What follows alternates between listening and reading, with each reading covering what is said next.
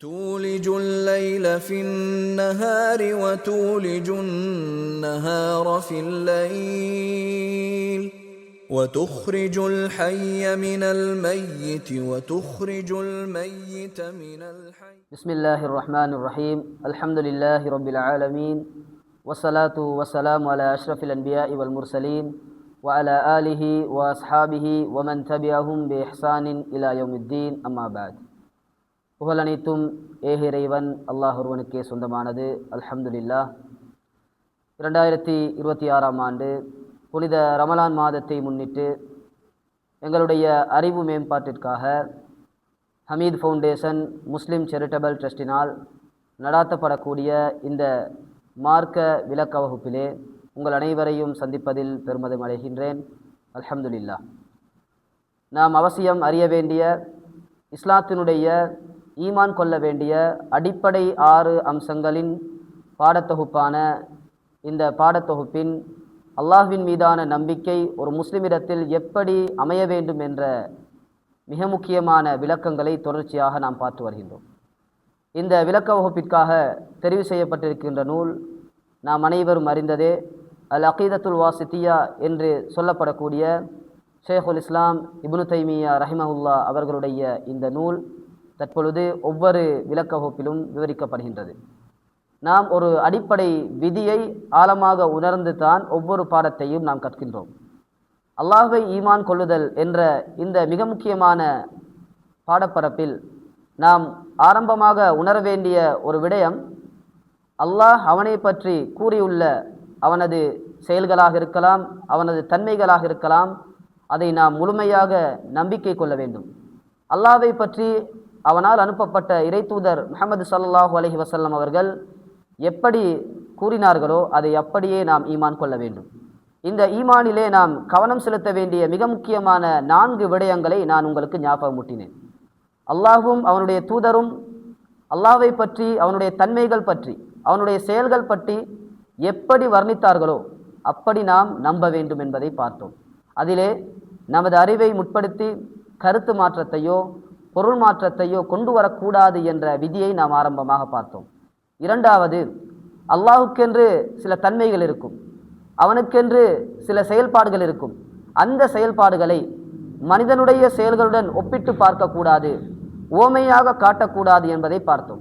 அதேபோல் மனிதர்களுக்கென்று இருக்கின்ற தன்மைகளும் செயல்களையும் நாம் ரப்பினுடைய தன்மைகளையும் செயலையும் கொண்டு விவரிக்கக்கூடாது என்ற விதியையும் பார்த்தோம்.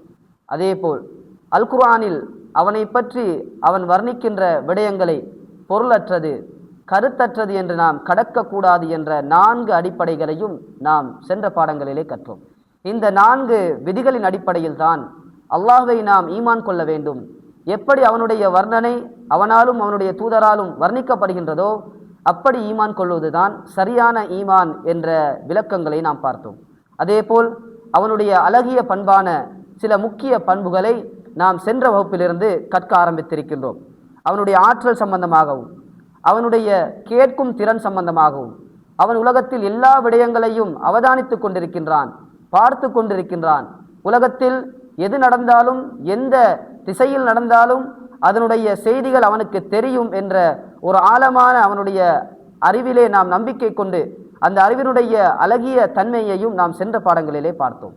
இன்றைய பாடத்தில் அல்லாஹுக்கு காணப்படக்கூடிய அவனுடைய ஆற்றல் சம்பந்தமாகவும், அவன் இந்த உலகத்தில் அவனுடைய நாட்டத்தின் பிரகாரம் தான் அனைத்தும் நடக்கின்றது என்ற செய்தியை இன்றைய வகுப்பிலே நாம் பார்க்க இருக்கின்றோம். அன்பார்ந்த நேயர்களே, முதலாவது அல் குர்ஆன் வசனமாக இன்றைய பாடத்தில் இமாம் அவர்கள் பதிவு செய்திருக்கின்ற வசனம் சூரத்துல் கஹ்ஃபினுடைய 39வது வசனம்.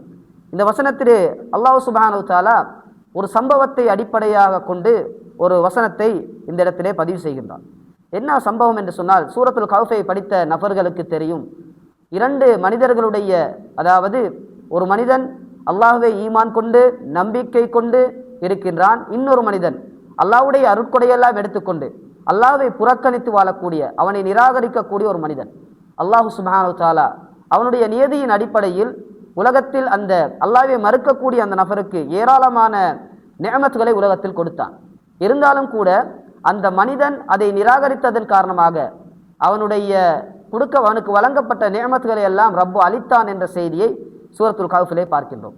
அவனுடைய நண்பனான அந்த ஈமான் கொண்டிருக்கின்ற, அவனுக்கு எப்பொழுதும் உபதேசம் செய்கின்ற அந்த நல்ல மனிதர் எப்படி வழிகாட்டினார் என்ற செய்தியை ரப்பு மிக அழகான சம்பவமாக சூரத்துல் கஹ்ஃபிலே குறிப்பிட்டு காட்டினான்.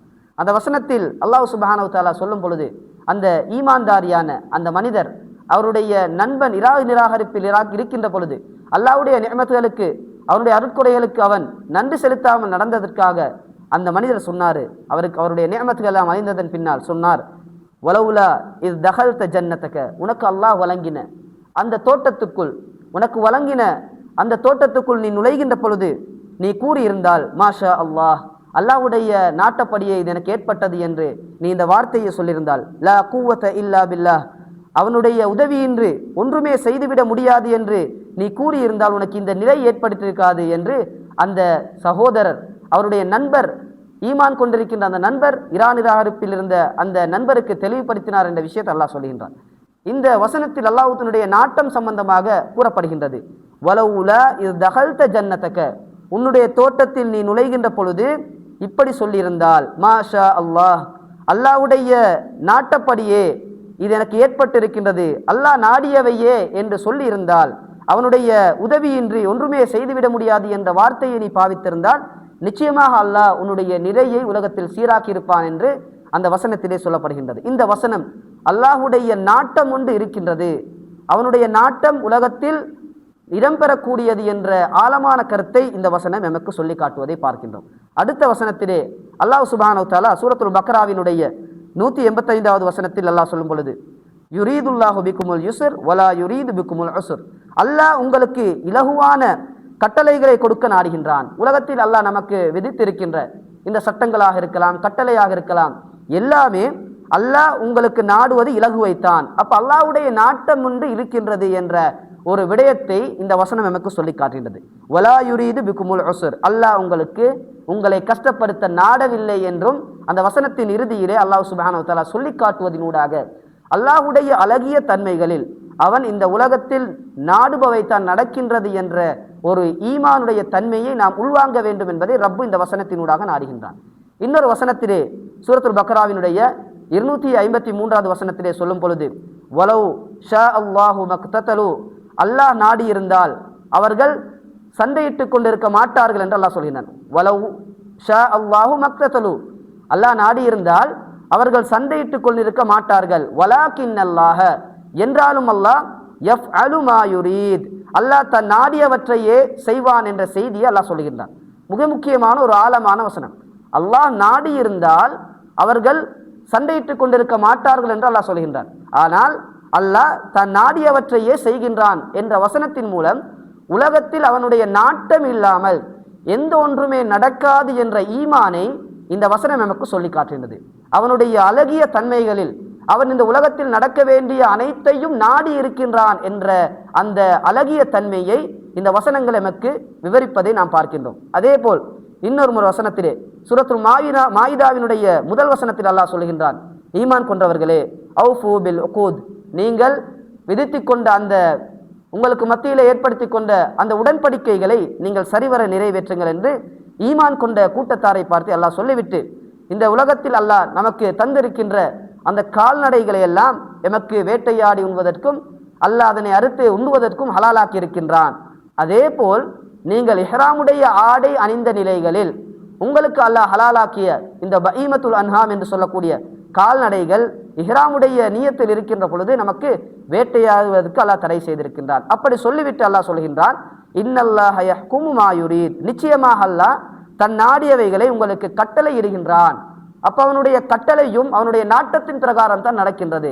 இந்த அல் குர்ஆன் வசனமும் அல்லாஹுடைய நாட்டப்படித்தான் நடக்கின்றது. அவன் நாடியவைகளை இந்த உம்மத்துக்கு கட்டளை இடுகின்றான் என்ற ஒரு ஆழமான விளக்கத்தை நமக்கு ஏற்படுத்தி தருகின்றது. அதே போல அல்லாஹுடைய நாட்டத்தில் மிக முக்கியமான ஒரு விடயம், அல்லாஹ் யாருக்கு நேர்வழியை நாடுகின்றானோ, யாருக்கு ஹிதாயத்தை நாடுகின்றானோ, யாராவது ஒரு நபருக்கு அல்லாஹ் அவர் நேர்வழி பெற வேண்டும் என்று அல்லாஹ் நாடினால் என்று அல்லாஹ் சொல்லுகின்றான். அப்படி நாடினால் இஸ்லாத்தினுடைய விவகாரங்களில் இந்த இஸ்லாம் மார்க்கத்தில் அவருடைய உள்ளத்தை அல்லாஹ் விரிவாக்குவான் என்ற செய்தியை அல்லாஹ் சொல்லி காட்டுகின்றான். அதே போல் யாரை அல்லாஹ் வழிகேட்டில் விட்டுவிட நாடுகின்றானோ அவருடைய உள்ளத்தை அல்லாஹ் ஒரு இறுக செய்வான். ஒரு வானத்துக்குள்ளே ஏறுகின்ற பொழுது ஒருவருடைய உள்ளம் எப்படி கஷ்டப்பட்டு சுருங்குமோ அதே போல் அல்லாஹ் யாரை வழிகேட்டில் விட்டுவிட நாடுகின்றானோ அவருடைய உள்ளத்தையும் அல்லாஹ் சுருகும்படி செய்து விடுவான் என்று அல்லாஹ் சூரத்துல் அன்ஆமிலே 125வது வசனத்திலே அல்லாஹ் சொல்லி காட்டுகின்றான். அப்ப இந்த பாடம் அல்லாஹ்வுடைய அழகிய தன்மைகள் சம்பந்தமாக விவரிக்கக்கூடிய இந்த பாடங்களில் அல்லாஹ்வுடைய ஆற்றலும் அவனுடைய நாட்டமும் இருக்கின்றது என்பதை இந்த ஆழமான வசனங்கள் நமக்கு உணர்த்தி காட்டுகின்றது. நாம் ஈமான் கொள்ள வேண்டிய மிக முக்கியமான விடயம், அல்லாஹ் இந்த உலகத்தில் நாடுகின்றான், அவனுடைய நாட்டமே மிகைத்தது. நாம் ஒரு விடயத்தை நாடுவோம், ஆனால் எங்களுடைய நாட்டம் இந்த உலகத்தில் எப்படிப்பட்டு வேண்டுமானாலும் இருக்கலாம், ஆனால் இதை எல்லாவற்றையும் மிகைத்தது தான் இந்த ரப்பினுடைய நாட்டம் என்பதாக இந்த அல் குர்ஆன் வசனங்கள் எமக்கு சொல்லி காட்டுவதை பார்க்கின்றோம். அதே போல் அவன் நாடியதை நுட்பத்துடன் தனது அடியார்களுக்கு கட்டளையிடுகின்றான், சட்டமாக இருக்கின்றான். இந்த உலகத்தில் ரப்பு விதித்த சட்ட கோவைகளை நாம் படித்து பார்த்தால் அவனுடைய தூதர்கள் எமக்கு சொன்ன அந்த கட்டளைகளை ரப்பு அவனுடைய நுட்பத்தினூடாக நாடி இருக்கின்றான் என்ற ஒரு ஆழமான விடயத்தையும் இந்த செய்திகள் நமக்கு சொல்கின்றது. அதே போல் அவனுடைய செயல்கள் அனைத்தும் அவனது நாட்டம் இல்லாமல் நடக்காது, அவனுடைய செயல்கள் அவன் நாடிய பிரகாரம் தான் நடக்கின்றது என்ற ஒரு ஆழமான புரிதலையும் ஒரு ஆழமான நம்பிக்கையும் இந்த வசனங்கள் எமக்கு எடுத்து சொல்வதை நாங்கள் பார்க்கின்றோம். அதே போல் உலகத்தில் எது நடந்தாலும் அவனுடைய நாட்டம் என்பது அதில் இருக்கின்றது என்ற ஈமான் ஒவ்வொரு மனிதனிடமும் இருக்க வேண்டும் என்ற ஒரு அழகான ஒரு அவனுடைய தன்மையை பற்றி இந்த அல் குர்ஆன் வசனங்கள் எமக்கு விவரிப்பதினூடாக அவன் நிச்சயமாக இந்த உலகத்தில் அவனுடைய நாட்டம் இல்லாமல் ஒன்றும் நடக்காது என்ற ஈமான் மிக முக்கியத்துவம் வாய்ந்தது என்ற பாடத்தை அழகான முறையில் இந்த அல் குர்ஆன் வசனங்களினூடாக ஷேகுல் இஸ்லாம் இப்னு தைமியா ரஹிமஹுல்லாஹ் எமக்கு தெளிவுபடுத்துவதை பார்க்கின்றோம். இதிலே 2 அடிப்படைகளை நாம் அழகாக விளங்கிக் கொள்ள வேண்டும். அல்லாஹ் நாடுகின்றான் என்று சொன்னால் அவனுடைய நாட்டம் இன்ன ரப்பக ஃபஅலுல் லிமா யுரித், நிச்சயமாக உமது இறைவன் தான் நாடியவற்றை தடையின்றி செய்து முடிப்பான் என்ற செய்தியை அல்லாஹ் சூரத்துல் ஹூதிலே 107வது வசனத்திலே அல்லாஹ் சொல்லி காட்டுகின்றான். இந்த வசனத்திலிருந்து 2 அடிப்படைகளை நாம் தெரிந்து கொள்ள வேண்டும். அல்லாஹ்வுடைய நாட்டத்தை 2 வகையாக நாம் பார்க்கலாம். முதலாவதாக இமாம் அவர்கள் சொல்கின்றார்கள் அல் இராதா அல் கௌனியா, அதாவது உலக நியதியை சார்ந்த நாட்டம். இந்த நாட்டம் அல்லாஹ்வுடைய நாட்டப்படி தான் நடக்கும், ஆனால் இந்த நாட்டம் அல்லாஹ்வுக்கு விருப்பமானதாகத்தான் இருக்க வேண்டும் என்ற அவசியம் அல்ல. அல்லாஹ்வுடைய நாட்டப்படித்தான் நடக்கும், உலகத்தில் எது நடந்தாலும் அவனுடைய நாட்டப்படித்தான் நடக்கும், உலக நியதியை பொறுத்தது. அந்த நியதியிலே நடக்கக்கூடிய விடயங்கள் அல்லாஹ்வுக்கு விருப்பமானதாகத்தான் இருக்க வேண்டும் என்ற ஒரு விதி கிடையாது. உதாரணமாக நாங்கள் அந்த நாட்டத்திற்கு அல் குர்ஆனுடைய வசனத்தை எடுத்து பார்த்தால் நாம் முன்னால் பார்த்த வசனம் வலவ் ஷா அல்லாஹு மக்ததலு, அல்லாஹ் நாடி இருந்தால் அவர்கள் சண்டை செய்திருக்க மாட்டார்கள், சண்டையிட்டு கொண்டிருக்க மாட்டார்கள் என்று அல்லாஹ் சொல்லுகின்றார். ஆனால் அல்லாஹ் என்ன சொல்லுகின்றார், அதன் பின்னால் அவன் நாடியவற்றையே செய்வான் என்று சொல்லுகின்றான். சண்டை போடுவதை, உலகத்தில் குழப்பம் செய்வதை, சச்சரவு செய்வதை ரப்பு விரும்பக்கூடியவன் அல்ல. ஆனால் உலக நியதியின் அடிப்படையில் அது நடக்கும், அவனுடைய ஏற்பாட்டில் உள்ளது, அது அவனுடைய நாட்ட பிரகாரம் அவன் விரும்பப்படி நடக்க வேண்டும் என்ற அவசியம் கிடையாது. ஆனால் அவன் நாடிய பிரகாரம் அது நடக்கும் என்ற மிக முக்கியமான ஒரு நம்பிக்கையை இராதா கௌனியா எமக்கு சொல்வதை பார்க்கின்றோம். உலக நியதியை சார்ந்த விளக்கமாக இருக்கலாம். அதே போல் இன்னொரு வசனத்தில் அல்லாஹ் சொல்லுகின்றான் வலா யன்ஃபஅகும் நுஸ்ஹி இன் அரத்து அன் அன்சஹலக்கும். இப்ப ரசூல் ஸல்லல்லாஹு அலைஹி வஸல்லமுடைய தஅவா பணி எடுத்துக்கொண்டால், அன்றி நான் உங்களுக்கு நல்லுபதேசம் செய்து கருதினாலும் உங்களுடைய நிலைகளை வழிகேட்டிலேயே விட்டுவிட வேண்டும் என்று அல்லாஹ் விரும்பி இருந்தால் அப்படித்தான் விடுவான். நான் எவ்வளவு தான் அழைப்பு பணி செய்து உங்களை திருத்த வேண்டும் என்ற ஒரு முயற்சியில் ஈடுபட்டாலும் நபியினுடைய தஅவா களத்தினுடைய அந்த நிலையை நாம் பார்க்கின்றோம். அல்லாஹ் அந்த மனிதர்களை வழிகேட்டில் விட்டுவிட வேண்டும் என்று நாடினால் அவ்வாறே விட்டு விடுவான். அப்ப இந்த நியதி என்பது அல்லாஹ் யாரும் வழிகட்டு விடக்கூடாது என்பதை விரும்பவில்லை, எல்லோரும் அல்லாஹ்வின் பக்கம் மீள வேண்டும் என்பதைத்தான் அவன் விரும்புகிறான்.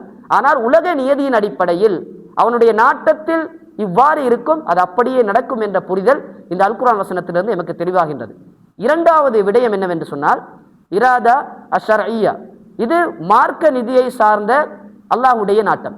இந்த நாட்டத்தை நாம் எப்படி புரிந்து கொள்ள வேண்டும் என்று சொன்னால், இப்படி நடக்க வேண்டும் என்று அல்லாஹ் விரும்புவான், ஆனால் அப்படித்தான் நடக்க வேண்டும் என்ற எதிர்பார்ப்பு இருக்காது. எதிர்பார்ப்பு என்று சொன்னால் அப்படித்தான் நடக்கும் என்ற ஒரு நாட்டம் இருக்காது. உதாரணமாக சொல்ல போனால், இந்த உலகத்தில் மனிதர்கள் தொழ வேண்டும் என்பதை ரப்பு நாடுகின்றான், தொழுகையை கடமையாக்கி இருக்கின்றான். எல்லோரும் தொழுகின்றார்களா? அல்லாஹ்வுடைய கட்டளைகளை எல்லாரும் செயற்படுத்துகின்றார்களா என்று பார்த்தால் கிடையாது. இது மார்க்க நிதியை சார்ந்தது. அல்லாஹ் விரும்பினாலும் கூட மனிதர்களுடைய செயற்பாடுகள் இருக்கிறது, அவர்களுக்கு அல்லாஹ் அந்த வாய்ப்பை ஏற்படுத்தி கொடுக்கின்றான். நீங்கள் உங்களுக்கான வழிகளை நான் காட்டியிருக்கின்றேன், நீங்கள் இப்படி நடக்க வேண்டும் என்று சொல்லி. அல்லாஹ் நாடுகின்றவை இந்த இடத்திலே நடக்க வேண்டும் என்ற ஒரு அவசியம் கிடையாது, அல்லாஹ்வுடைய விருப்பமாக இருக்கும். ஆனால் மனிதர்கள் அதை எப்படி செய்கின்றார்கள் என்பதை பொறுத்து அது இருக்கின்றது என்ற ஒரு விதியையும் பார்க்கின்றோம். அல்லாஹ் சொல்லுகின்றான், வல்லாஹு யுரீது ஐயதூப அலைக்கும், அல்லாஹ் உங்களை மன்னிக்கத்தான் ஆடுகின்றான். உலகத்தில் பாவம் செய்து மனிதர்கள் இருக்கின்ற சமயத்தில் அல்லாஹ்வுடைய விருப்பம் என்ன? அவர்கள் பாவமே செய்து கொண்டிருக்க வேண்டும் என்பது கிடையாது. அவர்கள் அல்லாஹ்வின் பக்கம் மீள வேண்டும் என்ற ஒரு நிலையை அல்லாஹ் விரும்புகின்றான். ஆனால் மனிதர்களை எடுத்து பாருங்கள், அவர்கள் தௌபா செய்ய மாட்டார்கள். சொற்பமானவர்களே அல்லாஹ்வின் பக்கம் மீளக்கூடியவர்களாக இருப்பார்கள். அப்ப இந்த விதியை நாம் எப்படி புரிந்து கொள்ள வேண்டும்? அலைஸல்லாஹு பிஅஹ்கமில் ஹாக்கிமீன், தீர்ப்பளிப்பவர்கள் எல்லாம் அல்லாஹ் மிக மேலான தீர்ப்பளிப்பவனாக இருக்கின்றான். அவன் நாளை மறுமையில் தீர்ப்பு வழங்குகின்ற பொழுது இந்த உலகத்தில் வழங்கிய தீர்ப்புகளை எல்லாம் விட மேலாக தீர்ப்பு வழங்கக்கூடியவன். யாரையும் நாம் கற்பனை பண்ண முடியாது. அந்த அளவுக்கு ரப்பு எப்படி தீர்ப்பு வழங்க வேண்டும் என்பதை நாடுகின்றான் என்ற செய்தியை அல்லாஹ் சுப்ஹானஹு வ தஆலா அழகான இந்த வசனத்தினூடாக அவனுடைய நாட்டத்தை நாம் எப்படி புரிந்து கொள்ள வேண்டும் என்று இந்த அல் குர்ஆன் வசனங்களின் ஊடாக அல்லாஹ் சொல்லி காட்டுகின்றான். அவனுடைய விருப்பம் இருக்கும், சிலதிலே அவனுடைய விருப்பம் இல்லாவிட்டாலும் இப்படித்தான் நடக்கும் என்ற ஒரு விதியை அல்லாஹ் உலகத்தில் ஏற்படுத்தி இருப்பான்.